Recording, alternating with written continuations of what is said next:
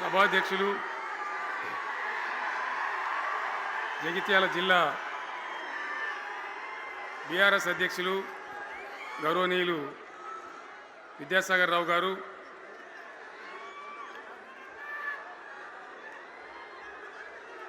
గౌరవనీయమైన తెలంగాణ శాసన మండలి ప్రతిపక్ష నాయకులు గౌరవనీయులు సిరికొండ మస్తూనాచారి గారు, శాసన మండలి సభ్యులు ఎల్ రమణ గారు, దేశపతి శ్రీనివాస్ గారు, శాసనసభ్యులు మాజీ మంత్రివర్యులు గంగుల కమలాకర్ గారు, కోరుట్ల ఎమ్మెల్యే డాక్టర్ సంజయ్ గారు, హుజురాబాద్ ఎమ్మెల్యే పాడి కౌశిక్ రెడ్డి గారు, జనగామ ఎమ్మెల్యే గౌరవనీయులు పల్లా రాజేశ్వర రెడ్డి గారు, ఇదే ప్రాంతానికి చెందిన మరో మాజీ మంత్రివర్యులు గౌరవనీయులు కొప్పుల ఈశ్వర్ గారు. పేర్లు చాలా ఉన్నాయి, తెల్లారితో చదవానంటే. వేదికను అలంకరించిన మాజీ ప్రజాప్రతినిధులు, మాజీ జడ్పీ చైర్మన్లు, స్థానిక సంస్థల ప్రజాప్రతినిధులు, అందరికీ నా నమస్కారం. ఇదే జగిత్యాలకు సంబంధించినటువంటి అలిశెట్టి ప్రభాకర్ అని ఒక కవి ఉండేవాడు. ఆయన ఒక మాట చెప్పిండు, చీకట్లో జడుసుకుంటే ఒక చెట్టే నీ చుట్టూరా అరణ్యమై భయపెడుతుంది, గుండె అంటూ కలిగి ఉంటే, గుండె ధైర్యం ఉంటే నీ వెంట అదే పెద్ద సైన్యమై నిలుస్తుంది అని చెప్పిండు ఆయన. ఇలా నా కళ్ళ ముందు ఉన్నటువంటి మీరు, మీతో రెండింతలు బయట రోడ్ల మీద ఉన్నటువంటి అశేషమైనటువంటి జీవన్ రెడ్డి గారి అభిమానులు, మీ అందరి ఆశీర్వాదంతో ఈరోజు జీవన్ రెడ్డి గారి చేరిక కరెక్ట్గా, ఆయన గుండె ధైర్యం ఉన్నాడు కాబట్టి, ఉన్నట్టు నికాలస్గా మాట్లాడతాడు కాబట్టి ఇలా ఆయన నిర్ణయం తీసుకొని ఇంత పెద్ద సైన్యాన్ని తీసుకొని తెలంగాణ రాష్ట్ర భవిష్యత్ ప్రయోజనాల కోసం ఆయన బీఆర్ఎస్లో చేరిన విషయం మీ అందరికీ తెలుసు.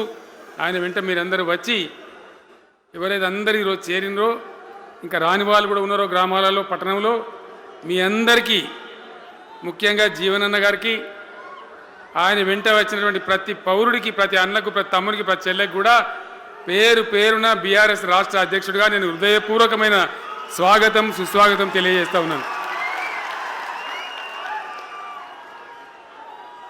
జీవన్ రెడ్డి గారి గురించి నేను ఎక్కువ చెప్తే మాది మేమేదో డబ్బా కొట్టుకున్నట్టు అవుతుంది. ఎందుకంటే ఆయన గురించి మీ లోపల తెలియని వాళ్ళు ఎవరు లేరు ఇక్కడ. 40-45 సంవత్సరాల నుంచి మేము స్నేహితులం, చాలా దగ్గర మిత్రులం.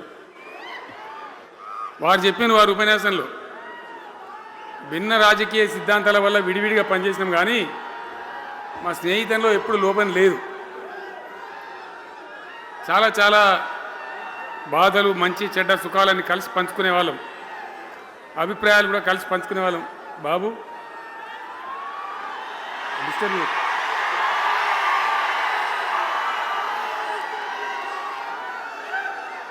మంది లొల్లి పెట్టడం కూడా కాదులా వాను.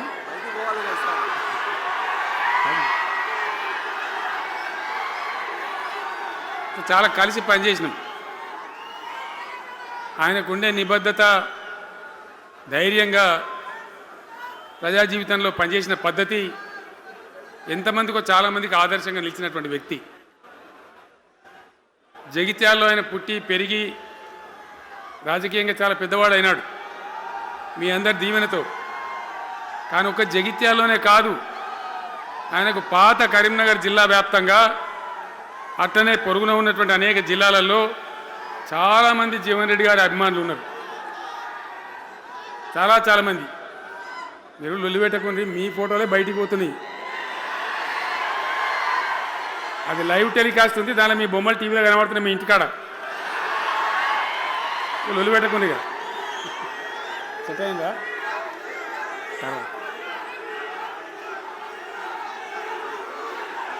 సో అట్లా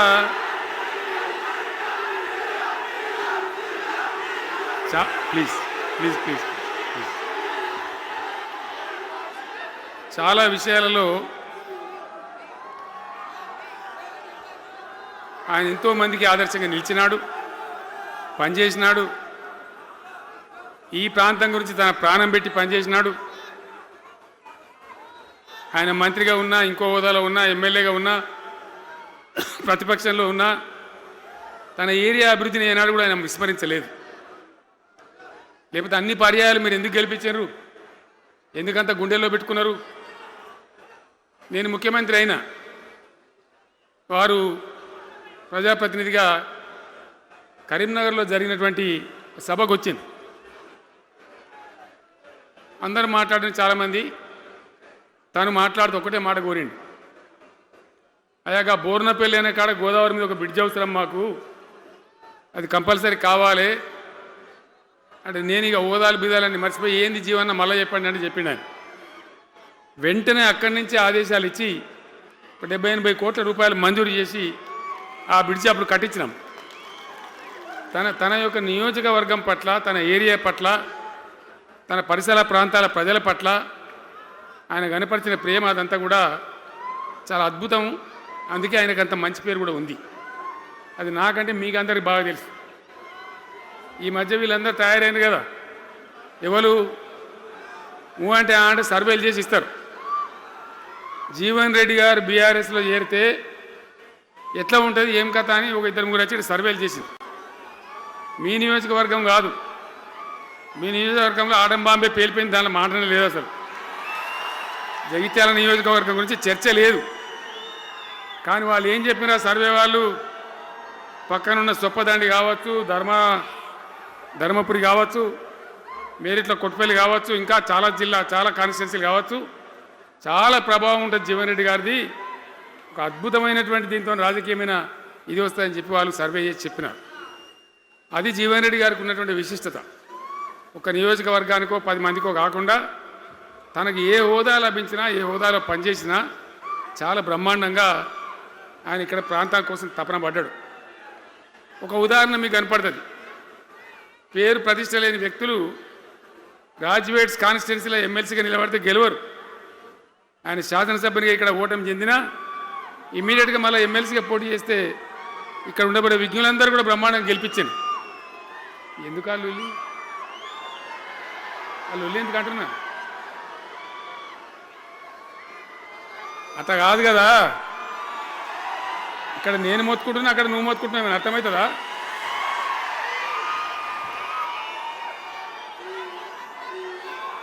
ఏయ్ ఆగవా బాబు, అది వెనక ఊరేటోడు మనోడేనా? విజయసారా మనోడేనా? మోపాయింట్ ఐడియా కూడా మనోడేనా? బుక్కుండా పెట్టు. ఇంత దూరం వచ్చి మనం ఇంత సభ పెట్టుకొని 4 విషయాలు ప్రజలకు చెప్పుకోవాలి కదా. ఈ బట్టి అరుపులారిస్తే ఏం లాభం? సో అట్లా జీవన్ రెడ్డి గారు తన రాజకీయ ప్రస్థానాన్ని ఒక సమితి ప్రెసిడెంట్గా ప్రారంభించి ప్రజా సమస్యల మీద పోరాటం చేసి సివిల్ లిబర్టీస్లో కూడా అడ్వకేట్గా నాడు ఎంతోమందికి పౌర హక్కుల సంఘానికి కూడా మద్దతు ఇచ్చి అచ్చమైన నికార్సైనటువంటి ప్రజా కార్యకర్త నిరూపించుకొని అంచెలంచెలుగా ఎదిగి ఇంతకుముందే ఆయన చెప్పినట్టుగా అనేకమైనటువంటి పదవులు ఆయన చూసినాడు. పదవులైన కొత్త కాదు, బ్రహ్మాండంగా శాసనసభ్యుని గెలవడం, మంత్రి పదవులు అలంకరించడం, అనేక రంగాలలో అనేక రకాలుగా పనిచేయడం అంతా కూడా మీకు తెలుసు. నేను కొత్తగా చెప్పే అవసరం లేదు. నేను ఒక్కటే మాట మీకు మనవి చేస్తా ఉన్నా. జీవన్ రెడ్డి గారు నేను మొన్న కలిసినప్పుడు ఒక మాట అనుకున్నాం. మేము ఎట్లా ముందుకు పనిచేద్దాం ఏంది, మేము ఇద్దరు మూలకోలం అనుకొని ఒక కుటుంబంలో అన్నదమ్ములాగా పనిచేద్దామని చెప్పిన నేను. ఇంత ప్రేమగా అంటే మనం ఒక కుటుంబంలాగా ఈ పార్టీకి బ్రహ్మాండమైన ఒక పిల్లర్స్ లాగా పనిచేసి ముందుకు తీసుకొని పోదామని చెప్పి నేను చెప్పడం జరిగింది. ఈరోజు పార్టీలో వారు చేరిన వెంటనే చాలా బ్రహ్మాండమైనటువంటి మనకు ఒక ఊపు వస్తూ ఉంది. నేను జీవన్ రెడ్డి గారిని కోరుతా ఉన్నా, జగిత్యాల మందం కాదు, జగిత్యాల జిల్లా కాదు, పాత కరీంనగర్ జిల్లా కాదు, మీరు ఆదిలాబాద్ చూడాలి, నిజామాబాద్ చూడాలి, పరిసర జిల్లాలు చూడాలి. పార్టీ ప్రధాన కార్యదర్శిగా ఈ నిమిషం నుంచి నేను అపాయింట్ చేసుకుంటా ఉన్నాను. బ్రహ్మాండంగా ఈ ప్రాంతం అంతా కూడా మీ సేవలు అవసరం ఉన్నాయి పార్టీకి. అదే కాదు, ఆరు నూరైనా ఏది ఏమైనా ఏమవుతుంది? 100% మళ్ళా బీఆర్ఎస్ గవర్నమెంట్ వస్తుంది. వస్తుందా? వస్తుందంటూ చేయలేవాటి ఒకసారి కెమెరాలు కడ దింపురా బాబు. వస్తుంది కదా? ఇవాళ జీవన్ రెడ్డి గారు పార్టీలో ఏ బాబు కౌశిక్ రెడ్డి జర ఆగబట్టరు వాళ్ళు.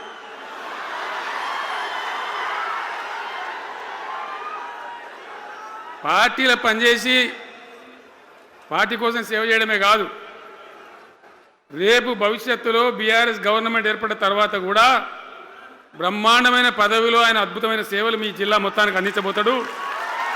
తెలంగాణ రాష్ట్రానికే ఆయన సేవలు అందించబోతాడు. ఇది నా మాట, కేసీఆర్ మాట అని నేను జగిత్యాల గడ్డ మీద చెప్తా ఉన్నా.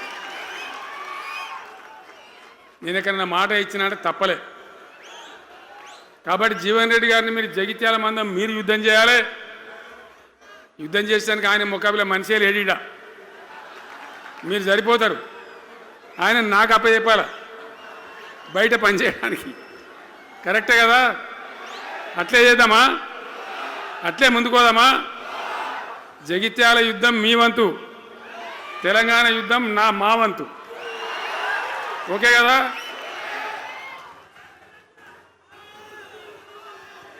ఇప్పుడు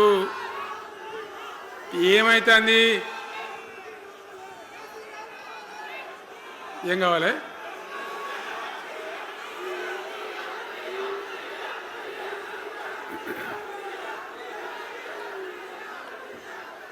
గింతే మనది మనం అనుకొని పోదాము. మరిగా బంద్ చేయండి బాబు. మీరు ముందు మంత్రులకు చెప్పండి వాళ్ళకు. తెలంగాణ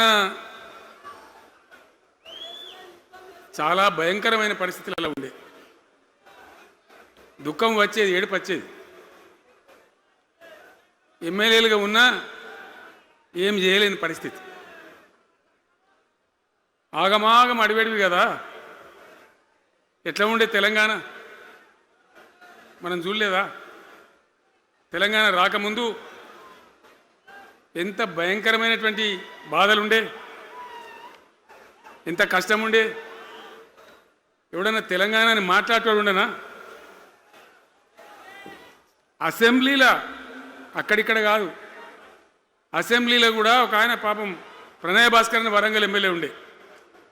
ఏదో విషయంలో ఆయన మాట్లాడబోతే, తెలంగాణని మాట్లాడబోతే, తెలంగాణ గిలంగాణ జాంతానే మాట్లాడదా, ఏది అసెంబ్లీలో తెలంగాణ అనద్దు అని నిషేధం.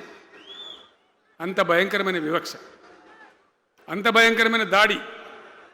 మన భాష మీద దాడి, మన బతుకు మీద దాడి, మన నీళ్ళ మీద దాడి, మన ఉద్యోగాల మీద, మన వనరుల మీద, మన ఆస్తుల మీద మొత్తం దోపిడీ చేయడం తప్ప ఇక్కడి ప్రజలను బికారీలాగా వదిలిపెట్టినారు. రైతాంగం ఆగమాగం అయిపోయి చెట్టుకోలు గుట్టకోలు అయిపోయింది. ఇంత ఎస్ఆర్ఎస్పి కాలువ ఉన్నటువంటి మెట్టిపల్లి, జగిత్యాల, సొప్పదండి ఇట్లాంటి ప్రాంతాల నుంచి కూడా దుబాయ్కి, బొంబాయికి వలసలు. పాలమూరు జిల్లా అయితే భయంకరమైన వలసలు. ఎంతకు పోయింది తెలంగాణ అంటే కొన్ని పార్టీలు సరే వాళ్ళు చేసింది మంచిదా చెడ్డదా పక్కకు పెడితే దుఃఖం వచ్చేది, బాధ కలిగేది, ఆవేశం రగిలేది. మహబూబ్నగర్ జిల్లాలో 190 మంది యువకులు వలస. బతకానంటే బతకపోవాలి, ఆడ బతుకు లేదు. ఉన్న ముసలోళ్ళకు ముడిగోళ్ళకి ఇంత డబ్బులు వాళ్ళు పంపిస్తే కంట్రోల్ బియ్యం కొనుక్కొని తిని బతకాలి. అందులో కొంతమందికి అందకపోతే కొన్ని పార్టీల వాళ్ళు మేమేదో గొప్పతనం చేసామన్నట్టు గంజి కేంద్రాలు పెట్టేది. గంజి కేంద్రాలు గుండెలు రగిలి నా తెలంగాణ గంజి కేంద్రాలు అంటే ఎవడో గంజి పోతే బతకాలన్నట్టు అంత అధ్వాన స్థితికి తెలంగాణ దిగజార్చిండ్రు. అది కాంగ్రెస్ ప్రభుత్వం కావచ్చు, టీడీపీ ప్రభుత్వం కావచ్చు. తీయటి పుల్లటి మాటలు చెప్పుడు తప్ప కసికేటి నీళ్ళు తెచ్చియలే, మంచినీళ్ళు ఇయ్యలే, కడుపు నిండా కరెంట్ ఇయ్యలే, ఏది లేదు. అంత పట్టిదే గ్యాస్. మాట్లాడు, చెప్పుడు, మోసం చేసి పోవుడు. మనం గొర్రెల్లాగా మన దగ్గర అడిగే నాయకులు లేడు. నిలదీసేవాళ్ళు లేడు, అందరు కట్టుబానిసలు అయిపోయారు. ఆ పరిస్థితులలో మూనిగే నక్క మీద తాటికాయ పడ్డట్టు ఆనాడున్న ముఖ్యమంత్రి చంద్రబాబు నాయుడు కరెంటు ఛార్జీలు పెంచాడు, భయంకరంగా పెంచాడు.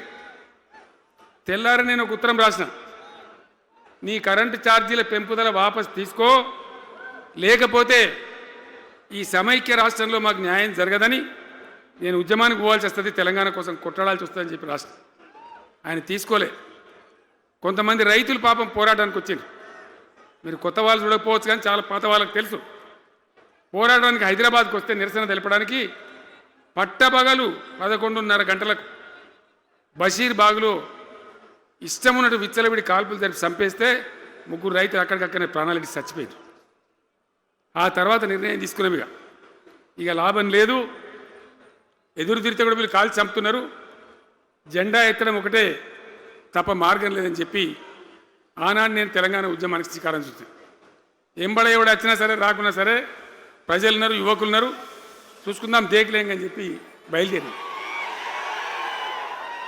బయలుదేరితే ఎక్కిరిచుడు, ఏ వీడు పక్క పేదవాడు కేసీఆర్ గారు ఎవడో బొడి చేసి చంపేస్తాం అని ఒకడు మాట్లాడు, ఇది మగల పుట్టింది పుబ్బల పోతుంది ఇంకోడు మాట్లాడు, యాడికెళ్ళైతే హైదరాబాద్ తెలంగాణ వీడు దుకాణం పెట్టినది ఇంకోడు అనుడు, నానా రకాలుగా అవమానపరిచేటువంటి మాటలు మాట్లాడు.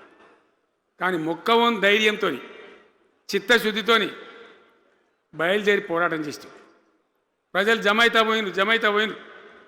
మీ అందరికి తెలుసు, ఇదే జగిత్యాలకు నేను ఎన్నోసార్లు వచ్చిన, కోరుట్లకు ఎన్నోసార్లు వచ్చిన, చొప్పదండికి ఎన్నోసార్లు వచ్చినా తిరగని ఊరే లేదు, తిరగని మండలాలు లేవు. అట్లా పక్షిలాగా మొత్తం తెలంగాణ తిరిగి విశ్వ ప్రయత్నం చేస్తే ఒక పెద్ద ఉద్యమ కెరటం తయారైన తర్వాత మేము కూడా తయారుపై మేము ఇస్తాం తెలంగాణ అని కాంగ్రెస్ పార్టీ మొదలుపెడితే సరే మంచి మాటగా ఎవడైతే ఇస్తే ఇచ్చినా ఎవడైతే కావాలి తెలంగాణ ఎవరిచ్చేంది అనే పద్ధతితో కాంగ్రెస్తో జట్టు కట్టినాం, గెలిచినాం. అమాంతంగా నేను తెలంగాణ లేవట్టుకపోయి ఢిల్లీలో పెట్టాం. రాష్ట్రపతి ప్రసంగంలో వచ్చింది, కామన్ మినిమం ప్రోగ్రాంలో వచ్చింది, ఒక దశకు వచ్చింది. కానీ తర్వాత కాంగ్రెస్ పార్టీ కూడా వెనుకకు పోయి ఎగబెట్టే ప్రయత్నం చేసింది. అప్పుడు రోషియా అని ఒక ఆయన ముఖ్యమంత్రి ఉండే, ఆ రోషియా 14F అని ఒకటి తీసుకొని వచ్చాడు. హైదరాబాద్ సిటీలో మనోళ్ళకి ఇక పోలీసు ఉద్యోగం సెప్రాస్ ఉద్యోగం కూడా దొరకదు. అప్పుడు నాకు తిక్కరేగిందిగా, నేను బతికుండగానే ఉద్యమం నాటిపోయిన నాయకుని నేను బతికుండగానే ఇక వీళ్ళు ఇట్లా F-15 E-15 R-15 తెస్తే ఇంకేం మిగులుతుంది, సావోరేవో తేల్చుకోవాలని చెప్పి ఆ రోజు నేను శపథం కట్టిన. ఉద్యోగ గర్జన చేసి సిద్దిపేటలో కేసీఆర్ సచ్చుడో తెలంగాణ వచ్చుడో, ఈ తల్లి యాందకనే మంచిగా దేకలేంగని చెప్పి ఆ శపథం చేసి ఆనాడు ఆమరణ నిరాహార దీక్షకు బయలుదేరితే మొత్తం తెలంగాణ అల్లకల్లోలమైంది. మీరు కూడా ఎక్కడోన్లు అక్కడ వందల వేల గ్రామాలలో టెంట్లు, లొల్లులు, పార్లమెంట్లో అల్లకల్లోలం, ప్రజలంతా గందరగోళం చేస్తే అప్పుడు ఒక ప్రకటన ఇచ్చింది. చిదంబరం అంటే ఆయన వచ్చి హోంమంత్రి, తెలంగాణ ఏర్పాటు చేస్తామని నువ్వు దీక్ష బంద్ చేయి. నమ్ముతాం కదా, కేంద్ర హోంమంత్రి చెప్పినాక మరి నమ్మాలి కదా. దీక్ష బంద్ చేసినాం. తెల్లారి ఆంధ్రోలు మొత్తం రాజీనామాలు డ్రామా. 3వ రోజుకి మళ్ళీ వెనక్కి వెళ్ళిపోయింది. మళ్ళీ అప్పుడు జేఏసీ తయారు చేసి అన్ని పార్టీలను పెట్టి నానా తంటాలు పడి మళ్ళొక 3.5 ఏళ్ళు భయంకరంగా కొట్లాడితే మీరందరూ ఎక్కడి వాళ్ళు అక్కడ ఆశీర్వచనం ఇస్తే మీ ప్రేరణతోని మీ స్ఫూర్తితోని చివరికి తెలంగాణ రాష్ట్రం వచ్చింది కదా. వచ్చిన తర్వాత మీరేం చేసినారు, దీని మంచో చెడనో చూసే బాధ్యత నీకే అని చెప్పి నాకు అప్పచెప్పి పని మొదలు పెట్టాలి. ఎట్లా కొత్త కుండలో ఈగ వచ్చినట్టు దీని ఆర్థికం తెలియదు, కథ తెలియదు, చాలా చాలా కష్టమైనటువంటి క్లిష్టమైన పరిస్థితి, అంత అలకటి పని కాదు. ఏం చేయాలా, ఎక్కడికక్కడ పెద్ద భయంకరమైనటువంటి బాధ, చాలా ఇబ్బంది. ఇదే జిల్లాల చాటిపల్లి అని ఉంటుంది, చొప్పదండి మండలంలో జిఆర్ రెడ్డి గారు అని చెప్పి పెద్ద ఆర్థిక శాస్త్రవేత్త, ఆయన బీహార్లో పనిచేస్తూ ఉండే. నేనే స్వయంగా జిఆర్ రెడ్డి గారికి ఫోన్ చేసి, అన్న మన సొంత రాష్ట్రం వచ్చింది, మనం బాగు చేసుకోవాలి, మీరు రావాలి అని పిలిపించుకొని అట్లాంటి వాళ్ళందరినీ సమూహపరచుకొని ఒక ఎజెండా వేసుకొని బయలుదేరి. అంతకుముందు సమైక్య రాష్ట్రంలో మొత్తం తెలంగాణ చెరువులు నాశనం చేసింది. కాకతీయ రాజులు తవ్వించిన చెరువులు ఉండే మనకు బ్రహ్మాండంగా ఒక 75-80 వేల చెరువులు ఉండే. ఆంధ్ర పాలకుల సమైక్య పాలనలో మొత్తం నాశనం పట్టేసిండ్రు, కబ్జాలు పెట్టిండ్రు, నాశనం పట్టిండ్రు. చివరికి 40-44 వేల చెరువులు ఉండే. ఎక్కడ మొదలు పెట్టాలి, ఎవరి పేరు పెడితే బరకత్ అవుతుంది అని ఆలోచించి ఏ కాకతీయ రాజులైతే మనకు అన్నం పెట్టినరో వాళ్ళ పేరుతో ఇది బాగా చేయాలని చెప్పి మన మొట్టమొదటి కార్యక్రమం మిషన్ కాకతీయ. ఎందుకు మిషన్ కాకతీయ? ఆ చెరువుల దరిద్రం వదిలిస్తే, వాటిని బందోబస్తు చేస్తే, వాటిలో నీటి నిల్వ సామర్థ్యం పెరిగితే గ్రౌండ్ వాటర్ పెరుగుతుంది, బోర్లు బాగా నీళ్ళు వస్తాయి. కాబట్టి అక్కడి నుంచి ప్రారంభించి చేసినాం. అది కూడా తెలంగాణ ప్రజలు, రైతులు ఒక ఉద్యమంలాగానే చేశారు.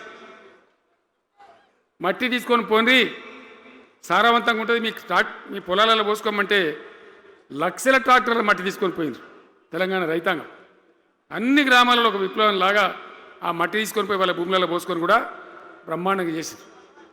అక్కడి నుంచి మొదలుపెట్టినటువంటి ప్రస్థానం 10 ఏళ్లలో ఎన్ని చేసినామో మీరు చూసారు. బట్టి మాటలు మాట్లాడు, గప్కాలు కొట్టుడు కాకుండా నేను ఒక్కటే మాట మిమ్మల్ని అడుగుతున్నా, మీరందరూ కూడా చూసారు. శాసనసభలో నిలబడి ఈ రాష్ట్ర చరిత్రలో ఎవడన్నా ఒక ముఖ్యమంత్రి ఈ 5 ఏళ్లలో మిషన్ భగీరథ కంప్లీట్ చేసి ప్రతి ఇంటికి నల్లా పెట్టి మంచినీళ్ళు ఇవ్వకపోతే మల్ల తేపకు నేను నిలవడం, ఓట్లు అడగం అని చెప్పిన ముఖ్యమంత్రి ఎవరన్నా చూసినామా? నేను చెప్పిన మాట అసెంబ్లీలో నిలబడి చెప్పి ఆ 5 ఏళ్లలో మిషన్ భగీరథ నీళ్లు తెచ్చి 100% కులం మతం సంబంధం లేకుండా తండాలు మారుమూల పల్లెలకు కూడా ప్రతి గ్రామానికి ట్యాప్ పెట్టి, ప్రతి ఇంట్లో ట్యాప్ పెట్టి మంచి స్వచ్ఛమైనటువంటి నీళ్ళు తెచ్చిచ్చింది. 5 ఏళ్ళు నడిచింది, నడవలే? మిషన్ భగీరథ నీళ్ళు పుష్కలంగా రాలే? ఏమైనా రాలేదా? వచ్చినాయా? మరి ఇప్పుడు ఏం రోగం పుట్టింది నాకు అర్థం కాదు. ఇప్పుడు ఎందుకు గుంటుతుంది అది? ఎందుకు నీళ్ళు ఎత్తలేవు? వస్తున్నాయా ఇప్పుడు? మరి ఏం చేయాలా? లాగులు వలగదాకా చంపాలే. మంచి మాట కాకపోతే ఏం చేస్తారు? మంచిగా కట్నే ఇల్లు పెట్టిపోయి కదా, 5 ఏళ్ళు నడిచింది కదా, మరి మీకేం బీమారీ వచ్చింది నాకు అర్థం కాదు. ఇంత పొడుగు మాటలు మాట్లాడుతుందా? అడ్డం పొడుగు మాట్లాడుతుందా? పొద్దున్న లేతే కేసీఆర్ చావాలి, నువ్వు 1000 జన్మలు ఇచ్చినా నేను చావనా కొడుకు అనుకుంటున్నావు.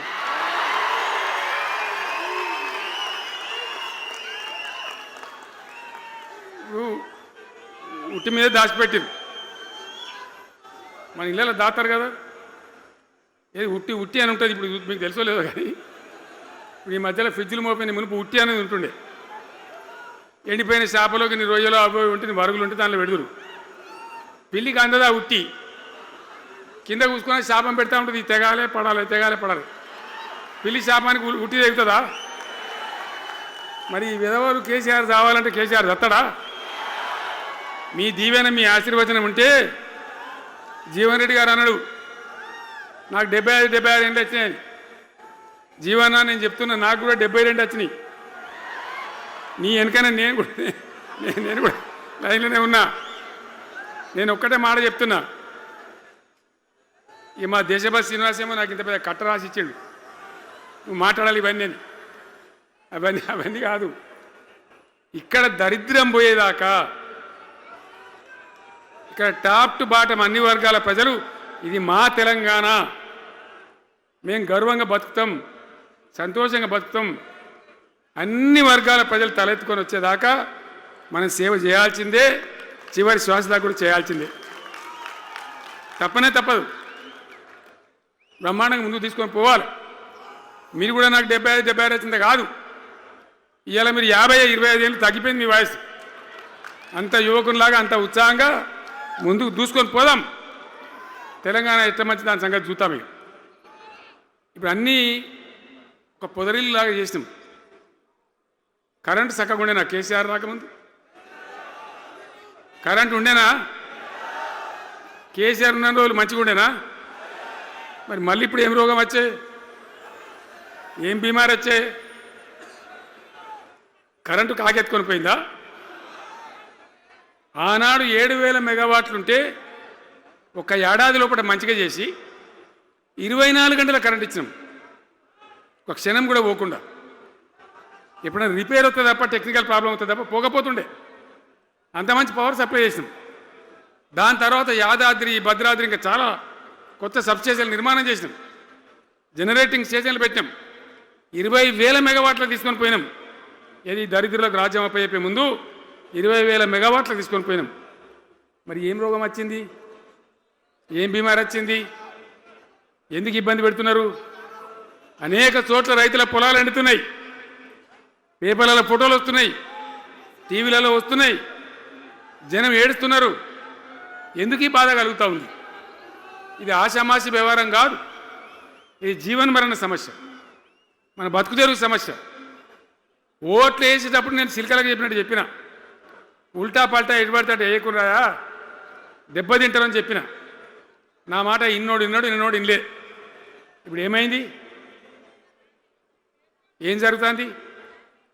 ఆ రోజు నేను చెప్పిన, వీళ్ళు కనుక గెలిస్తే ఈ దుర్మార్గులు, వీళ్ళ గుండె లోపల తడి లేదు, వీళ్ళు రైతు బంధుకు రామ్ రామ్, దళిత బంధుకు జై భీమ్. అయిందా? అట్లే పక్క ముచ్చట ఇది. ఇక ఇవాళ ఇప్పుడు జీవన్ రెడ్డి గారు చెప్పిండు, కాంగ్రెస్ వాళ్ళు సభ పెట్టినాడు, కాటారంలో బుడరంలో పెట్టినాడు. ఆడ పైసలు ఎత్తారట.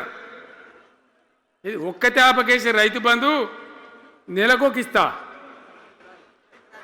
ఎకరానికా అంటే 2 నెలలకు ఒక ఎకరానికి, అంతేనా?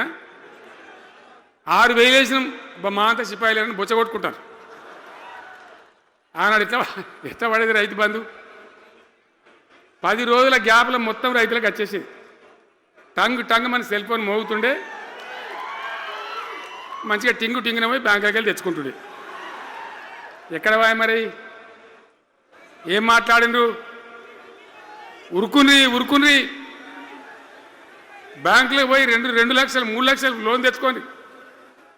తెల్లారే ఆనాడే సంతకం పెడతాం, లోన్లన్నీ మాఫీ అయినాయా? ఇట్లా అడ్డగోలు నోటికొచ్చిన మాటలు చెప్పి, ఇష్టం వచ్చిన కథలు చెప్పి అర్రాసు పాట పడినట్ట. కేసీఆర్ 10,000 ఇస్తాడా, మేము 15 ఇస్తాం. పింఛన్లు 2,000 ఇస్తాడా, మేము 4,000 ఇస్తాం. వికలాంగులకు 4,000 ఇస్తాడా, మేము 6,000 ఇస్తాం అనే వరకల్లా మన వాళ్ళు మోసపోయి. నేను చెప్పిన, ఇది మోసంరా నాయన, గోసపడతాము, ఇది అయ్యేది కాదు, ఆర్థిక పరిస్థితి లేదు అని నేను చెప్పిన. ఆ రోజే మీటింగ్లలో చెప్పిన. కానీ కొద్దిమంది ఆశపడితే ఏమైంది?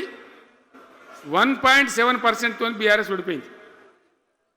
మనం కూడా 39-40 ఎమ్మెల్యేలు గెలిచినాం. ఇంకో 10 మంది కొద్ది తేడాతోనే ఓడిపోయింది. అయితే 1.7% తేడాతోనే బీఆర్ఎస్ ఓటమి పాలైంది. సరే, మంచి మాట. మరి వచ్చిన ప్రభుత్వం పనిచేయాలి కదా, వాళ్ళకు కూడా అవకాశం ఇవ్వాలి కదా. సరే, మన నాన్న వాడవిడ కొంత దుంకులాడినా నేను మాట్లాడలే, నీ బయటికి రాలే, తక్కువ 1-2 సార్లు తప్ప రాలే. వాళ్ళకు కూడా ఛాన్స్ ఇవ్వాలి, అవకాశం ఇవ్వాలి. మనం ఎక్కసంతో ఉండొద్దు. చేయని ఏం పరిపాలన చేస్తారో చేయని, మంచిదే కదా అని చెప్పి అనుకున్నాం. మరి ఇలా ఏమవుతుంది? ఎక్కడ చూసినా చిల్లర మాటలు తప్ప ఒక్కటన్నా నిర్మాణాత్మకమైన కార్యక్రమం ఉందా? ఒక్కటన్నా ఏదైనా గొప్ప స్కీమ్ మొదలుపెట్టినరా? ఒక పొదరిల్లులాగా, వడ్డించిన విస్తరలాగా తెలంగాణ మీకు అప్పచెప్పినాం. ఎన్నిట్లలో నంబర్ 1 తెలంగాణ. మంచినీళ్ళ సప్లైల నంబర్ 1, కరెంటు సప్లైల నంబర్ 1, పర్ క్యాపిటల్ తలసరి ఆదాయంలో నంబర్ 1, రాష్ట్ర స్థూల ఉత్పత్తి జిఎస్డిపిల నంబర్ 1. ఎన్నిట్లనో కేంద్ర అవార్డు రావాలి. అంత బాగా చేసిన తెలంగాణ 2.5 ఏళ్ళల్లో ఇలా ఎవ్వని మాట్లాడించినా రైతులను మాట్లాడితే గొడవ వైడుతున్నారు. నాశనం అయిపోయిందన్న చెడగొట్టుకున్నాం, మా చెప్పుతున్నాం మేమే కొట్టుకుంటాం ఓటున్న వాళ్ళు కొంతమంది బాధపడి. ఎందుకు? ఎంత మంచిగా కడుపులో చల్లగదల కూడా రైతులకు ఎట్లుండే, ఎంత బాగుండే. కరెంటుకు బాధ ఉండేనా, నీళ్ళకు బాధ ఉండేనా? యూరియా బస్తాలు ఇయ్యే శాతం అయితే లేదా ఈ ప్రభుత్వానికి? యూరియా బస్తాలు కావాలి రాబోయంటే యాప్ పెట్టినా ఉంటాడు. దుకాణంలో లేకపోతే యాప్లోకి వెళ్తాయా? ఈ దమ్ముంటే తెచ్చి దుకాణంలో పెట్టాలి, కానీ ఆ యాపులు పట్టుకొని తిరిగితే కాళ్ళకు వాపులు వస్తాయి, బస్తాలు మాత్రం దొరుకుతలేవు. నిజమేనా నేను చెప్పేది? యాడ చూసిన ఎరువు బస్తాలు కూడా శాతం కాదు ఆఖరికి. అంతకుముందు కాంగ్రెస్ గవర్నమెంట్ ఉన్నప్పుడు అట్లే ఉండే, పోలీస్ స్టేషన్లో పెట్టి అమ్మిండ్రు యూరియా బస్తాలు. ఇవాళ మళ్ళా చెప్పుల లైన్లు, కాళ్ళకు వాపులు రావాలి. ఆటో రిక్షానికి చెప్తే 10 బస్తాలు వేసిపోరాబోయంటే పొలం కాడ వచ్చి ఎత్తుండే. ఇలా యూరియా కోసం ఇంత బాధన? ఇది ఎంత అసమర్థమైన ప్రభుత్వం, ఎంతగాని శాతగాని ప్రభుత్వం. అన్నిటికీ బాధనే కదా. బంగారం లాగున్న రైతులు ఎంత ఆనందంగా ఉండే. వానాకాలం పంటలు పండితే తడిసిన ధాన్యం కాడికెళ్ళి కొని మొత్తం బ్రహ్మాండంగా రైతులకు డబ్బులు బ్యాంకులు వేసేది, మధ్య దళారు లేకుండా. మా గంగుల కమలాకర్ వేసేది, చేయి మీద కూర్చున్నాడు సివిల్ సప్లైస్ మినిస్టర్గా, కొట్లాడి తీసుకుపోయి వేసేది. రైతులకు ముందుగా పోవాలి, వాళ్ళు పోయి మళ్ళీ సెకండ్కి పని చేసుకోవాలి. ధాన్యం అమ్మిన డబ్బులు వచ్చేది, ఇటు రైతు బంధు పైసలు వచ్చేది. రైతులు మోతాదు లేకుండ్రి, మంచిగా పని చేసుకున్నారు. ఇప్పుడు ఏమైంది? ఎరువు అనే యాపు, రైతు బంధు కోసం మొగులు చూడాలి, అది నెలకో ఎకరానికి వస్తుంది. ఇప్పుడు జగిత్యాల కేసీఆర్ సభ అంటే మళ్ళీ ఇలా పైసలు విడుదలన్నట్టు. రైతు బంధు రావాలంటే మళ్ళీ సభ పెట్టన్నయింది. మూడో కిస్తీ రావాలంటే మళ్ళీ ఏమన్నా కేసీఆర్ సభ పెట్టాలి ఇక, అంతేనా? ఇది ప్రభుత్వమా? ఒక 75,000 కోట్లు ఇచ్చినాం మనం రైతులకు, 75,000 కోట్లు. మా పల్ల రాజశేఖర గారు ఉన్నాడు ఎక్కడున్నాడు, పోయినప్పుడు రైతు బంధు అధ్యక్షుని ఉండే రాష్ట్రానికి, ఎమ్మెల్యేగా లేకుండే, ఈయననే నిలబడేపించింది. 73,000 కోట్ల పైచీలకు డబ్బులు అనాయాసంగా సునాయాసంగా రైతు ఖాతాలకు పంపించింది. ఇప్పుడు ఏం రోగం వచ్చింది, ఏం బీమారి వచ్చింది? అచ్చా, ఇంకో మాట మీరు నాకు చెప్పాలి. ఈ కాంగ్రెస్ సిపాయిలు ఏం మాట్లాడదు ఎలక్షన్లో? కేసీఆర్ అంటాడు చక్కగా చేస్తలేడా, మేము చాలా సిపాయిలము, చాలా అనుభవం ఉన్న పార్టీ మాది, బ్రహ్మాండంగా చేస్తాం, మీకు 6 చందమామలు 7 సూర్యులు పెడతామన్నారు అన్నారు కదా, ఆయన నరికినారు కదా. ఇలా రాష్ట్ర ఆర్థిక ఆదాయం ఎందుకు దిగజారిపోయింది? దయచేసి ఆలోచన చేయండి. కేసీఆర్ ఉన్నప్పుడు రియల్ ఎస్టేట్ ఎట్లా ఉండే, రైతుల భూముల ధరలు ఎట్లుండే, హైవే పక్కకుంటే 2 కోట్లు 3 కోట్లు, డాంబర్ రోడ్ పక్కకుంటే 1 కోటి రూపాయలు ధీమా ఉండే రైతులకు. ఇంట్లో అమ్మాయి ఇందులో పెళ్లి చేయాలంటే పావడంత అమ్మి చేత పోవా, వాళ్ళ దగ్గర అమ్మి చేత బిల్డింగ్ కట్టుకుంటా. ఈరోజు అమ్మేటోడు ఉన్నాడు కానీ కొనేటోడు లేడు. నిజమేనా ఈ మాట? నిజమా కాదా? ఏమైంది మరి? ఏం రోగం వచ్చింది? రాష్ట్రంలో ఏ వాళ్ళని మాట్లాడించినా, ఎవరిని అడిగినా ఇదే బాధ. ఈ విధంగా రైతుల భూముల ధరలు పడిపోయినాయి, రాష్ట్ర ఆర్థిక పరిస్థితి పడిపోయింది, మంచినీళ్ళకు గోసపడాలి, రైతాంగం అన్నిటికీ గోసపడాలి. ఇవాళ మక్కలండి, మక్కలు వచ్చినాయి, పెడితే కొంటమని చెప్పారు, కొనకపోతే కొనమని చెప్పారు. ఈ శాతగాని దొంగతనం ఎందుకు? లోపల అధికారులకేమో కొనకూడదని చెప్తుంది, మీది కొంటమని చెప్తుంది. మక్కలు కొనే ధీమా ఉందా? ఇవాళ కొంటుండ్రా? వడ్లు కొంటుండ్రా? కొనకపోగా మళ్ళీ ఇంకా బోనస్ ఇస్తామని ఒక బోగస్ మాట. ఎవరికైనా నచ్చిందా? బోనస్ వస్తుందా? వాటిదే బోనస్, అంత బోగస్. ఈ విధంగా పంట వేసిన కాడ నుంచి పంట కొనుగోలు దాకా బీఆర్ఎస్ ప్రభుత్వం అన్న నిలబడ్డది, రైతులకు తోడుగా నిలబడ్డది, రైతులను ఆదుకున్నది. ధాన్యం తడిసిపోతే కూడా కొన్నది, కానీ ఇలా రైతాంగం అంతా ఆగమాగం. రైతు బంధు ఎప్పుడవుతుందో తెలియదు, ధాన్యం కొనరో తెలియదు, కొంటే పైసలు తొందరగా వస్తాయో రావో తెలియదు. చాలా సతమతమవుతున్నారు. రైతులను మాట్లాడితే చాలా తప్పు చేసుకున్నాం సార్, పొరపాటు అయిపోయింది అని బాధపడుతున్నారు. చేనేత కార్మికులు మంచిగా ఉండ్రి, మళ్ళీ వాళ్ళ ఆత్మహత్యలు స్టార్ట్ అవుతున్నాయి. వాళ్ళకి ఇచ్చే ఆర్డర్లన్నీ బంద్ చేసిండ్రు. ఇంకెవరికి ఇస్తారట కమిషన్ల కోసం, అది వాళ్ళని అవస్థ పెడతా ఉన్నారు. ఉద్యోగులు ఆనాడు మనం 72% ఇచ్చినాం. వాళ్ళు తెలంగాణ ఉద్యమంలో పనిచేశారు కాబట్టి టీఎన్జిఓ అంటోళ్ళు సమైక్య రాష్ట్రంలో కూడా వాళ్ళ ఉనికి పొడగొట్టుకోలే. టీఎన్జిఓగానే ఉన్నారు తెలంగాణ ఎన్జిఓలుగా. కాబట్టి వాళ్ళని గౌరవించి గుర్తించి బ్రహ్మాండంగా 72% పిఆర్సీ ఇచ్చినాం. ఇలా 7 రూపాయలని ఇచ్చిండ్రా, 7% అని ఇచ్చిండ్రా. ఏమైంది? ఏం బీమారైంది? ఎంతమందిని మోసం చేస్తారు? ఆఖరికి వస్తే పరిస్థితి ఏంది? ఇలా రాష్ట్రంలో రిటైర్డ్ ఉద్యోగస్తులకు కూడా వాళ్ళకి రావాల్సిన బకాయి, వాళ్ళు దాచుకున్న డబ్బులు వీళ్ళు ఇచ్చే మెహర్బానేం లేదు, ఆ డబ్బులు కూడా ఇచ్చే పరిస్థితి లేదు. ఆటో రిక్షా కార్మికులు మాట్లాడితే అన్నయ్య ఈరోజు పనికి మాలిన ఫ్రీ బస్సు పెట్టినారు, మా పుట్ట కొడుతున్నారు, మేము నాశనం అయిపోయినారు, వాళ్ళు ఏడుస్తూ ఉన్నారు. పిల్లలకు అది నేమ్ పెట్టలే. ఆయన కాంగ్రెస్ ముఖ్యమంత్రి అయినా రాజశేఖర రెడ్డి గారు ఉన్నప్పుడు పెట్టిండు. ఇది ఫీజు రియంబర్స్మెంట్ అనే స్కీమ్, మంచి లాభం జరిగింది. నేను దాన్ని కొనసాగించిన.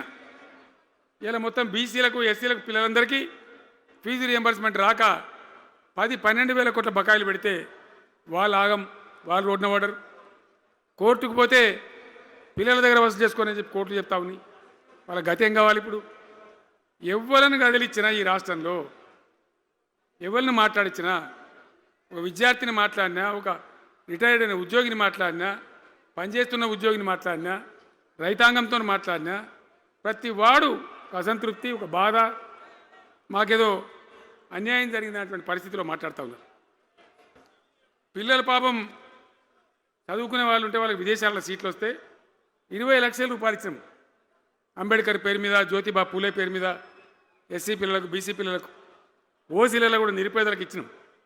ఇలా దాన్ని బంద్ పెట్టినారు, వాళ్ళు ఆగమైపోతూ ఉన్నారు. అన్నీ కూడా సర్వనాశనం చేస్తూ ఉన్నారు. అన్ని స్కామ్లు, కుంభకోణాలు, భూ కబ్జాలు.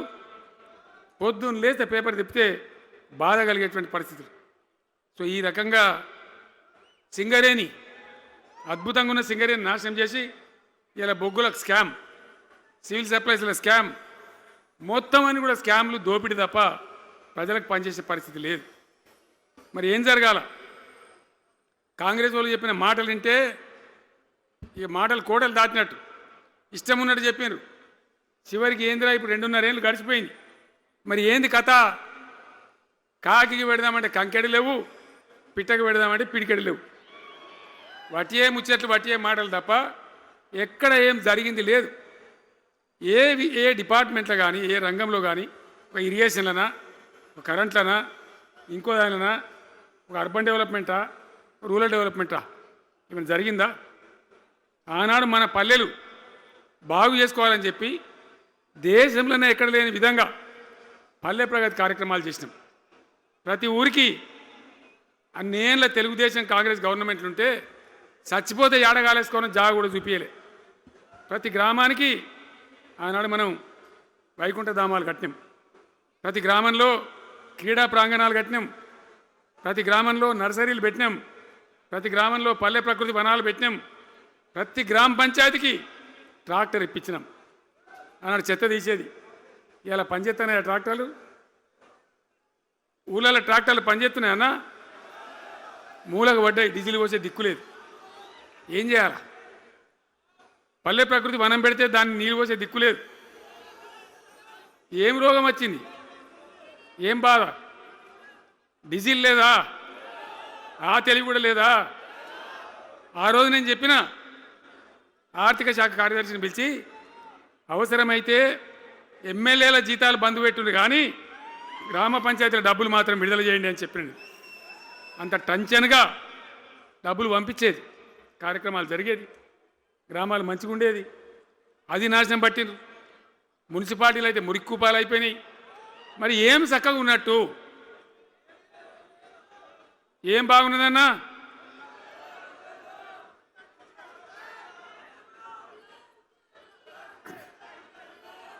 అందుకే జీవన్ రెడ్డి గారు లాంటి సీనియర్ నాయకుడు అనుభవం ఉన్న వ్యక్తి నోటికెళ్ళి ఏం మాట వచ్చింది? కాంగ్రెస్ పోవాలి, బీఆర్ఎస్ రావాలి. ఎందుకు వస్తుంది ఆ మాట? వటిగానే వస్తుందా? బాధ్యత లేకుండా వస్తుందా? ఏది చూసినా కూడా చక్కదనం లేకపోతే, పొద్దున్న లేతే దోపిడి తప్ప ఇంకోటి లేకపోతే ఎందుకు ఈ పరిస్థితి వస్తుంది? రాష్ట్ర ఆర్థిక పరిస్థితి నాశనం, ఉద్యోగస్తులు ఆగం, రిటైర్డ్ ఉద్యోగస్తులు ఆగం, విద్యార్థుల జీవితాలు ఆగం, ఆటో కార్మికుల జీవితాలు ఆగం. ఎవడు చక్కగా ఉన్నాడు? సంతృప్తి ఎవరు ఉన్నారు? ఏం జరుగుతూ ఉంది? ఇది ఈ రాష్ట్రంలో ఉన్న పరిస్థితి. ఇక నేను చెప్పానంటే తెల్లారిదాకా చెప్పచ్చు. నేను ఒకటే మీద మనవి చేస్తూ ఉన్నా, ఖచ్చితంగా మళ్ళీ ఎట్టి పరిస్థితులలో ఎవరు ఏమన్నా సరే ఖచ్చితంగా రావాలి. ఇంకా ఈ అందానికి ఒకటి బోడముండ హైడ్రాని తెచ్చిపెట్టింది. దానికి ఆ హైడ్రాకు ఆ పిసిసి ప్రెసిడెంట్ అని ఉంటాడు ఆయన, కాంగ్రెస్ కమిటీ అధ్యక్షుడు, ఆయన నిజామాబాద్లో పోయి చెప్తుండు, హైదరాబాద్లో హైడ్రా, నిజామాబాద్ కూడా తెత్తాం బిడ్డ, నిజామాబాద్లో నిడ్రా, రేపు జగిత్యాలలో కూడా జిడ్రా అంటాడు. ఇక అది ఏం కావాలి? మొత్తం పేదల కొంపలన్నీ కూల్చుడేనా?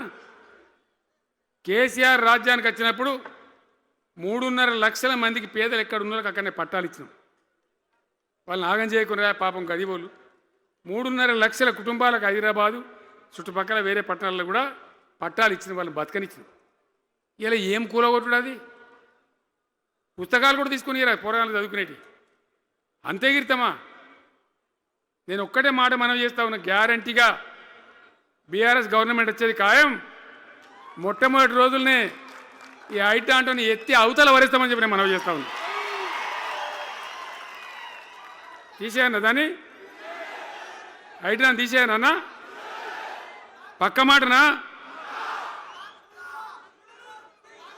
మళ్ళా మొదలు పెట్టిరా ఇక జరాగు 5 నిమిషాలు అయితే అయిపోతుంది. హైడ్రాని పీకేసి మొదటి సంతకంతోనే తీసి చెరువులో వాడేస్తాం దాన్ని. ఇప్పుడు మనం చేయలేం. 46,000 చెరువులు మంచిగా చేసినాం. ఏమన్నా గుడిసె కూడా కొలగొచ్చామా? ఇల్లు కొలగొచ్చామా? ఇదేమి ఇచ్చేంతరం నాకు అర్థం కాదు. మూసి అని దాని ఎంబడి వాడారు, దానికి ఆడ గరీబులు ఉంటారు పాపం. మూసి ఎంబడిన గరీబులను వాళ్ళని ఏమి ఏడిపించుడు? పొద్దున్న లేతే వాళ్ళు నిద్రపోకుండా, వాళ్ళ కంటి మీద కొనుక్కు లేకుండా, అది ఎవడు చేసే ప్రాజెక్ట్ అయ్యేది కాదు, పీకేది అవుతుందా? 15,000 ఇల్లు కూడా కొడతారట. ధర్మమేనా అది? ఈ రకంగా ఒకటి పనికి మాలిన హైడ్రా తెచ్చి మూసి అది చెయ్యాలి, మూసి మంచిగా చేయాల్సిందే బద్దనేవాడు అన్నాడు. అన్ని వేల ఇల్లు కూడా కొట్టడు ఎందుకు నాకు అర్థం కాదు. అలా ఏం లేదు, భూములు కబ్జా పెట్టే రియల్ ఎస్టేట్ దందా తప్ప దానిలో ఏం లేదు. మూసి ప్రజల కోసం కాదు, నగర ప్రజల కోసం కాదు, ఈజీగా చేయగలిగిన దాన్ని, మామూలుగా చేయగలిగిన దాన్ని నాశనం బట్టి దాన్ని కథం పడతా ఉన్నా.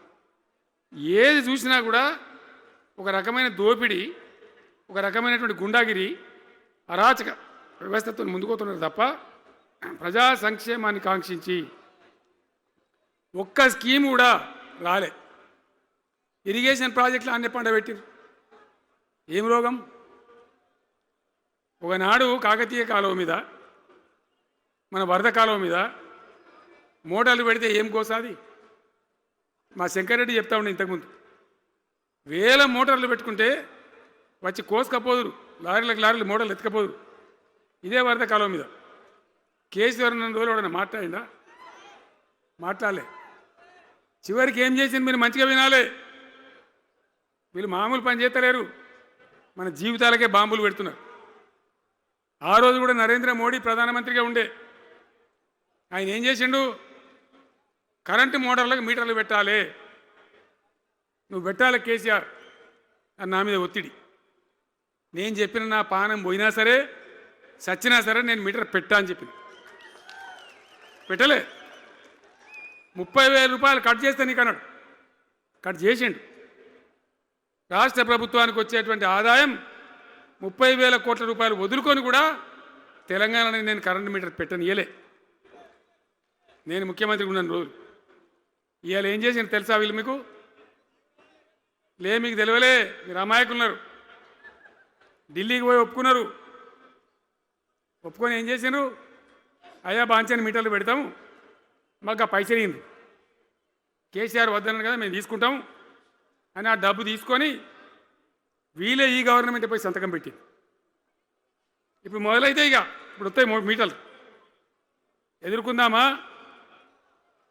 మీటర్ల ఎదురుపాటును యుద్ధం చేద్దామా? కొట్లాడదామా? ఏమన్నాం మనం? నాకు అర్థం కాదు. రైతులు మంచిగా ఉండాలి, వ్యవసాయం మంచిగా ఉండాలి, పల్లెలు బాగుండాలి, వృత్తి పనులు బాగుండాలి. ఇప్పుడు యాదవులకు ఇంకా గొర్రెలు ఇప్పించినాం. ఇప్పుడు వస్తున్నాయా గొర్రెలు?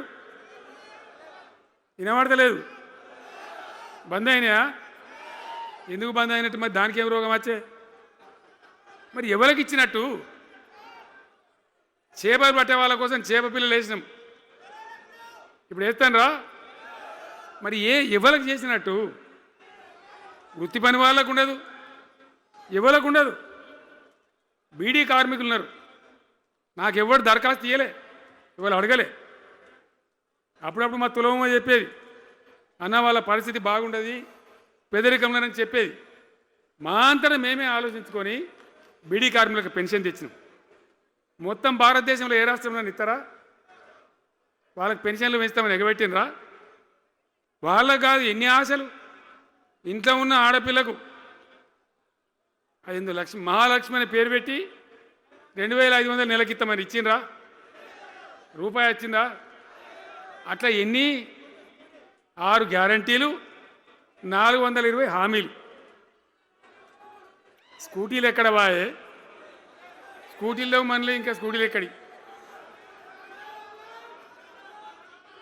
ఏమన్నా నచ్చినాయా? మరి నేను ఏమంటున్నా అంటే దయచేసి మీరు ఆలోచన చేయాల్సింది, ఇలా ఈ సభలో మాట్లాడుతున్నా మీరు వింటున్నాను కాదు, యావత్ తెలంగాణ వింటున్నది.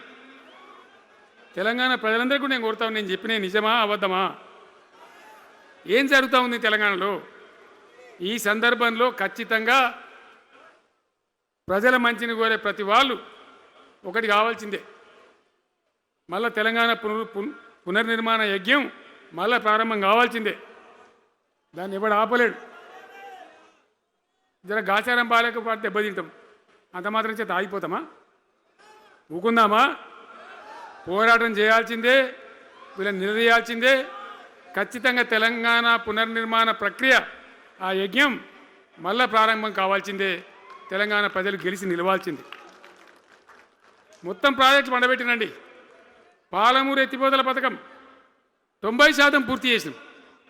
కొద్దిపాటి డబ్బుతో అయిపోతుంది. వలసల జిల్లా, కరువు జిల్లా వాళ్ళ నాశనం పట్టిండ్రు. అన్ని అబద్ధాలు. ఒక్కటి కూడా ఒక క్రియాన్వితమైనటువంటి ప్రజలకు పనికొచ్చేటువంటి ఏ రకమైన నిర్మాణాత్మక పని లేకపోగా కూల్చివేతలు, కాల్చివేతలు, పోలీస్ దాడులు, ఎవడన్నా ఎదురుగా మాట్లాడతామని పట్టుకపోవడు. ఇది రాజకీయమా? ఈ రకమైన కథన? దయచేసి మీ అందరితోని నేను కోరేది ఒకటే, చాలా సంతోషం. నేను జగిత్యాలకు వచ్చిన సందర్భంలో జీవన్ రెడ్డి గారు వెంట మీరు తండోపతండాలుగా తరలి వచ్చారు. సభలో ఉన్నదానికంటే బయట చాలా ఎక్కువ మంది ఉన్నారు. మేము రాగా చూసినాం, తొవ్వలో చాలా చీరి చేస్తూ ఉన్నారు. మీరు వచ్చిండ్రు. మీ అందరికీ మళ్ళొక్కసారి నేను స్వాగతం చెప్తా ఉన్నా. జీవనన్నతో పాటు బ్రహ్మాండంగా పనిచేద్దాం, ముందుకు పోదాం. ఈ జగిత్యాల జైత్ర యాత్రనే మళ్ళీ మన రాజకీయ శక్తుల పునరేకీకరణ చేసుకుంటూ మనం విజయం సాధించే వైపుగా పోవాలి. తప్పక విజయం సాధించాలి. తెలంగాణ పునర్నిర్మాణ యజ్ఞం పునఃప్రారంభం కావాలి. ముందుకు పోయి మనం విజయం సాధించాలని కోరుకుంటూ మీ అందరికీ కూడా పేరు పేరున ప్రతి ఒక్కరికి ధన్యవాదాలు తెలియజేస్తూ నేను సెలవు తీసుకుంటా ఉన్నా. జై తెలంగాణ, జై తెలంగాణ. సలవడరేంది గట్టిగా చెప్పాలి. జై తెలంగాణ, జై తెలంగాణ. ధన్యవాదాలు.